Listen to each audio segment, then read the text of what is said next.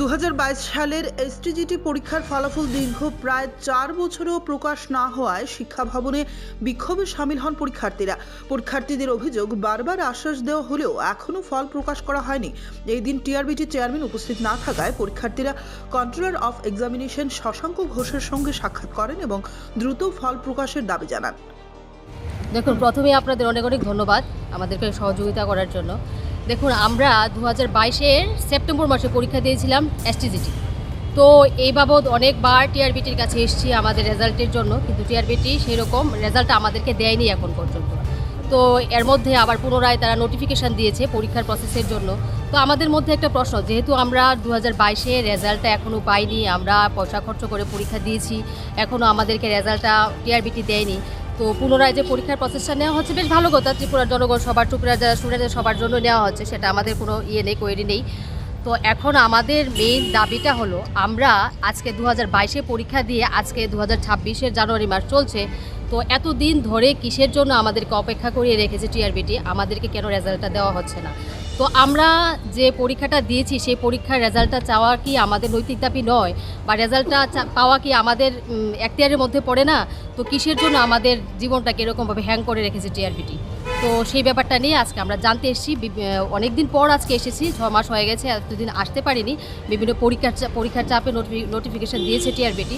তো এখন আমাদের একটাই প্রশ্ন, একটাই টিআরবিটির কাছে আমরা জানতে চাইবো যে আমাদের রেজাল্টটা কেন এখনও দেওয়া হচ্ছে না, আর আমাদের রেজাল্টটা যেন অতি সত্বর দেওয়া হয় সামনের পরীক্ষার আগে যেন আমাদের রেজাল্টটা দেওয়া হয়। এই রেজাল্টের দাবিতে আমরা আজকে টিআরবিটি এসেছি। অনেকবার এসে বলেছি 2022-এর রেজাল্ট দেওয়ার জন্য, কিন্তু এখন পর্যন্ত আমরা রেজাল্টটা পাচ্ছি না।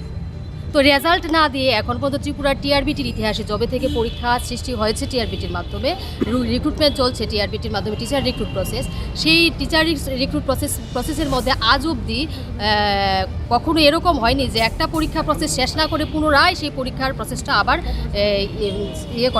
পুনরাবৃত্তি করা, এরকম কোনো দিন হয়নি। তো কেনই আমাদের বেলা এরকমটা কেন হচ্ছে? কেনই পরীক্ষার প্রসেসটা টিআরবিটি কমপ্লিট করছে না বা রেজাল্টটা আমাদেরকে দিচ্ছে না, সেটা জানার জন্যই আজকে আমরা এসেছি। পরীক্ষার্থী ছিলাম তো শুনেছিলাম 10,000-এর মতো, এবার পরীক্ষায় বসেছে ঠিক কতজন, 9,000 সামথিং হয়তো বা হবে, ঠিক আমার মনে নেই, কিন্তু আমরা রেজাল্টটা চাই। অনেকবার এসেছি। উত্তর পেয়েছি বলতে ওনারা বলছে দেখছি আমরা কি করা যায়, আমরা ওখানে কথা বলবো, আমরা দপ্তরে কথা বলছি, দেখা যাক কি হয়, এরকম বলে আমাদেরকে অনেকবার বলেছে। কিন্তু আমরা তো দিনের পর দিন এসছি, আসলে সেরকম কোনো সদুত্তর তার কাছ থেকে পাইনি। আমরা রেজাল্ট চাই, এটাই আমরা আজকে ডিরেক্টর স্যার কাছ থেকে জানতে এসেছি। শিক্ষামন্ত্রী তথা মুখ্যমন্ত্রীর কাছে আমার একটাই সবিনয় নিবেদন থাকবে, উনি যেন আমাদের এসটিজিটি ম্যাটারটা খুব ভালো করে দেখেন এবং আমাদেরকে খুব তাড়াতাড়ি প্রসেসটা যেন কমপ্লিট হয়, এই ব্যাপারটা যেন ওনার কাছে উনি যেন দেখেন আর কি।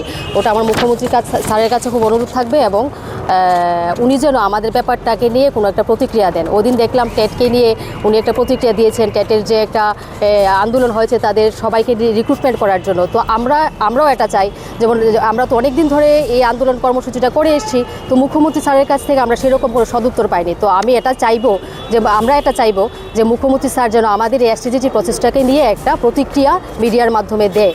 এটা আমি ওনার কাছে পায়ে পড়ে এটা অনুরোধ করবো যেন উনি দেন, এটা একটা প্রতিক্রিয়া যেন দেন, যেন আমরা শুনতে পাই, আমরা একটা আশ্বস্ত বোধ করি এবং আমরা জানতে পারি। আমরা একটা অন্ধকারের মধ্যে আছি, আমরা কি হবে কি না সেটা আমরা কিছু বুঝতে পারছি না।